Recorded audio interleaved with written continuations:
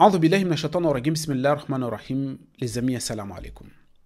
Quelles sont les 3 étapes les plus importantes pour une personne croyante pour réussir au jour dernier? Les 3 étapes qu'il faut mettre en pratique pour réussir ces jours-là, le jour des comptes. Très important pour une personne croyante.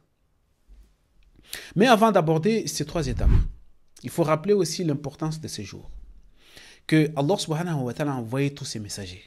Tous les messagers d'Allah, ils étaient envoyés avec comme objectif majeur, c'est prévenir aux humains de ce jour. De leur rappeler l'importance de ce jour. Et il n'y a que seuls ceux qui ne croient pas en ces jours qui se détournent du chemin. Allah subhanahu wa ta'ala yaqul wa innal ladhina la yu'minuna bil akhirati 'ani as-sirati lanakibun. Que seuls ceux qui ne croient pas en ces jours-là, le jour ultime, ce sont ces personnes-là qui se détournent. Voilà l'importance de ce jour qui est Yawmul Hisab, les jours des comptes. Mais quelles sont les 3 étapes à mettre en pratique, à mettre en place, à les appliquer, à les connaître avant tout, puis ensuite les appliquer, pour être parmi ceux qui seront sauvés ces jours-là?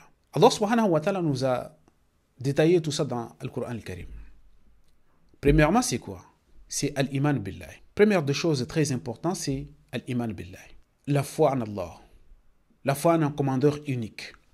Et c'est aussi plus que logique. Parce que Allah subhanahu wa ta'ala, huwa malik yawmiddin. Il nous a rappelé que c'est lui le maître de ce jour-là. C'est lui le roi de ce jour-là. Pour essayer de préparer ce jour-là, il faut avant tout essayer de comprendre qui est le maître de ce jour. De faire ce qu'il te recommande. Ça, c'est le plus important. Premièrement, croire en un seul commandeur, faire ce qu'il te recommande, parce que c'est lui qui est le seul à te recommander dans ce qui concerne sa religion, et aussi dans ce qui concerne ces jours-là. C'est la première des choses. Aussi, logiquement, la deuxième chose, c'est croire en ces jours-là. Pour un croyant, bien évidemment, le jour le plus important de ta vie, il faut croire que ce jour-là arrivera. C'est en ce sens que tu peux et que tu pourras te préparer. Sinon, si tu ne crois pas, comment arriver à te préparer?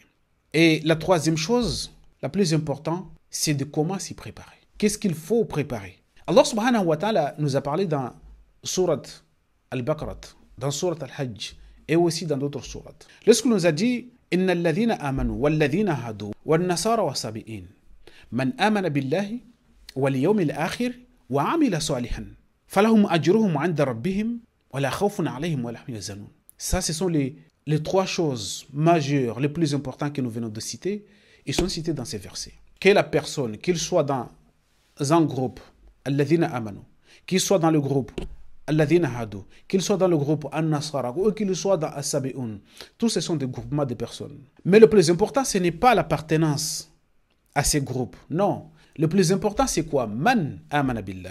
Écoutez bien le particule man, qui désigne n'importe quelle personne qui se trouve dans ces groupes ou dans n'importe quel groupe dans la vie. Man amana billahi. Le plus important, c'est porter foi en Allah, unique. Wal yawmil akhir. Et porter foi en ces jours-là aussi, le jour le plus important de sa vie. Wa amila salihan. Et faire les actions, parce que c'est logique, pour que ces jours-là, parce que c'est Allah subhanahu wa ta'ala appelé le jour des comptes. Pour affronter ces jours-là, il faut que tu fasses des œuvres qui vont être utilisées pour faire tes comptes. Si tu ne fais pas des œuvres, ce qui veut dire que tu ne crois pas à ces jours-là. Pire encore, si tu ne fais pas des bonnes œuvres.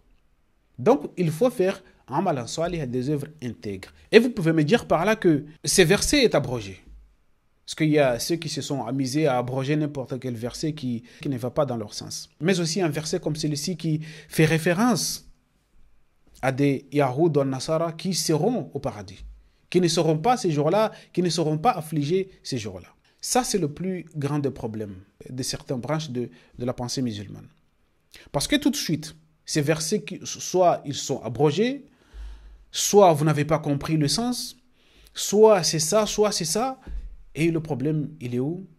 C'est qu'il ne faut pas dire que un Nasara ou un Yahoud ou autre personne qui n'est pas soi-disant musulman selon la compréhension de musulmans que nous avons, ne dites pas que ces personnes-là ont une chance d'aller au paradis.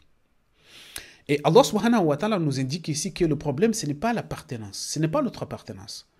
Parce que par définition, toutes les appartenances Toi, Ahl Sunna wal Jama'a, lui, les chiens, lui, les juifs, lui, les chrétiens, lui, n'importe quelle appartenance, ce sont des dogmes. Et tous ces dogmes, les uns vis-à-vis des autres, ce sont des hérésies. Et chaque hérésie est une offense à Dieu. Parce que chaque personne voit l'autre comme chaque personne voit les pratiques de l'autre comme une offense à Dieu.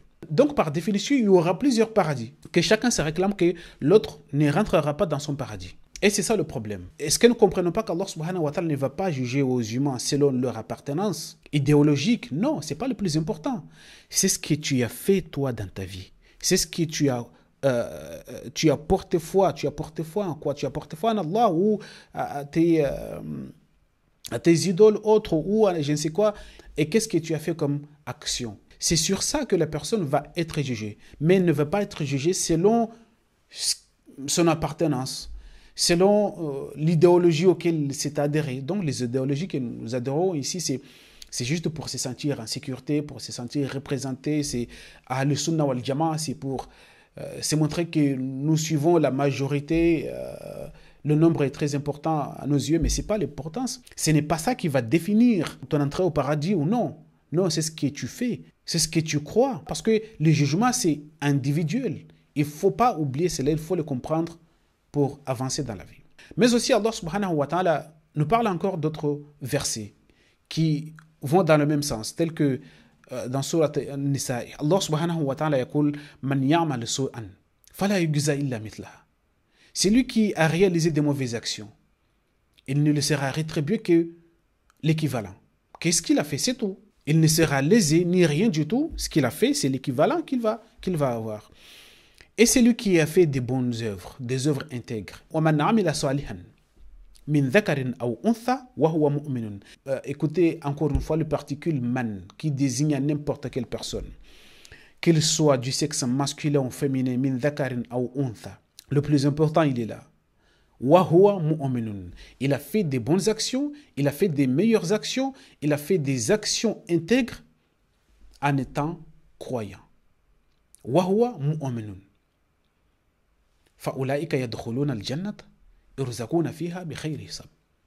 Ce sont ceux-là que le paradis leur est réservé. Ils seront rentrés là-dedans. Ça, ce sont les conditions pour rentrer au paradis. Et non parce que les humains viennent derrière les imposer que si tu ne fais pas ça, si tu n'appartiens pas à notre groupe, tu n'iras pas au paradis. Non, ce sont des bêtises humaines et il ne faut pas les prendre à la lettre. Il faut avant tout écouter la parole d'Allah. Il faut avant tout écouter ces messages qui est aussi plus important que les dires d'un tel ou d'un tel. Donc il faut comprendre que l'accès au paradis se fera uniquement avec al-amal al-salih ou al-iman. Al-iman billahi wal yawm al-akhir wa al-amal al-salih. C'est parmi les choses qui relèvent d'une logique absolue. Que ces jours-là, le président, le roi, le décideur de ce jour-là, c'est Allah, donc il faut porter foi en Allah. Pour faire face à ces jours-là, il faut croire aussi en ces jours-là, donc al-iman bil yawm al-akhir. Et on nous a informé déjà que ce qu'il faut rapporter ces jours-là, ce sont des œuvres et aussi des œuvres intègres. Donc il faut faire des œuvres intègres. Il faut faire de amal salih et qu'ils soient dans al-wajhillah.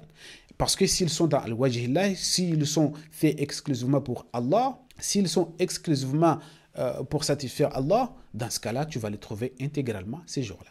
Et tu seras sauvé ce jour-là et ce sera ton ticket de rentrer au paradis. Ce sont les 3 étapes les plus importantes pour une personne qui s'est dite croyante, de les mettre en pratique, avant tout de les comprendre et de les mettre en pratique. Wassalamu alaikum wa rahmatullahi ta'ala wa barakatuh.